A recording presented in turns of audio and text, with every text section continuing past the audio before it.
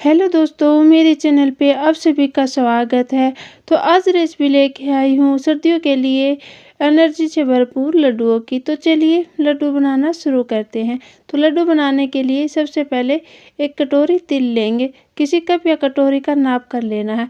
तो मैंने एक कटोरी तिल लिया है। तिल को अब कढ़ाई में डाल के सेक लेना है। तो गैस को मीडियम आंच के ऊपर रखेंगे और मीडियम आंच के ऊपर रखते हुए तिलों को सेक लेना है। तो तिल 2 से 3 मिनट में सीख जाएंगे और तिल अच्छे से फूलना शुरू हो जाएगा और चटकना शुरू हो जाएगा। 2 से 3 मिनट में तिल सीख जाएंगे। तो तिल सीख गए हैं तो अब तिल को दूसरे बर्तन में निकाल लेना है और तिल को ज़्यादा नहीं सेकना है। तो अब उसी कटोरी से भर के सूखा नारियल को कद्दूकस करके लिया है। तो आप सूखे नारियल की जगह नारियल का बुरादा भी ले सकते हो। तो अब नारियल को 1 से 1.5 मिनट तक सेक लेंगे। तो इसको सेक के डालने से तो इसका टेस्ट और भी अच्छा आएगा। तो 1 से 1.5 मिनट हो गए तो नारियल को भूनते हुए। तो अब इसको भी तिल के साथ उसी बर्तन में निकाल देंगे। नारियल को भी तिल के साथ निकाल देंगे और निकालने के बाद में तिल और नारियल को अलट पलट कर लेंगे। अलट पलट करने से जल्दी से ठंडा हो जाएगा। और ठंडा होने के बाद में अब लेना है मिक्सी जार और मिक्सी जार में डाल के तिल और नारियल को एक साथ ही पीस लेना है। तो ज़्यादा बारीक नहीं पीसना है, दरदरा सा ही रखना है। और इसी के साथ ही डाल देंगे 8 से 10 हरी इलायची और डाल के दरदरा सा पीस लेंगे। तो यहाँ पे तिल और नारियल को पीस लिया है। पीसने के बाद में अब इसको दूसरे बर्तन में निकाल देंगे और निकालने के बाद में अब लेंगे एक कटोरी भर के मूंगफली। तो ये मूंगफली बुंदी हुई मूंगफली है। तो अब मूंगफलियों को भी दरदरा सा पीस लेना है। तो मूंगफलियों को थोड़ा सा दरदरा ही रखना है। तो अब तीनों चीज़ों को अच्छी तरह से मिक्स कर देंगे।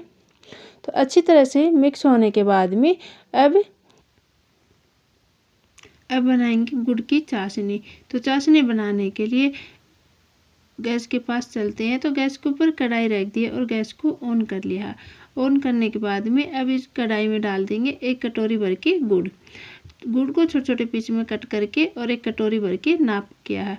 गुड़ डालने के बाद में अब इसमें थोड़ा सा 1 छोटी वाली चम्मच पानी डाल देंगे। पानी डालने के बाद में अब गुड़ को मेल्ट कर लेना है और गैस को मीडियम आंच के ऊपर रखेंगे। तो गुड़ की भी तासीर गर्म होती है और तिल की भी तासीर गर्म होती है। तो गुड़ में आयरन होता है। तो सर्दियों के मौसम में गुड़ और तिल का लड्डू बहुत से फायदेमंद होते हैं। तो अब गुड़ अच्छी तरह से मेल्ट हो गया है। मेल्ट होने के बाद में अब गुड़ में एक उबाल ले आएंगे। अच्छे से बबल्स उठने के बाद में एक उबाल लाना है और 1 मिनट तक गुड़ को पका लेना है।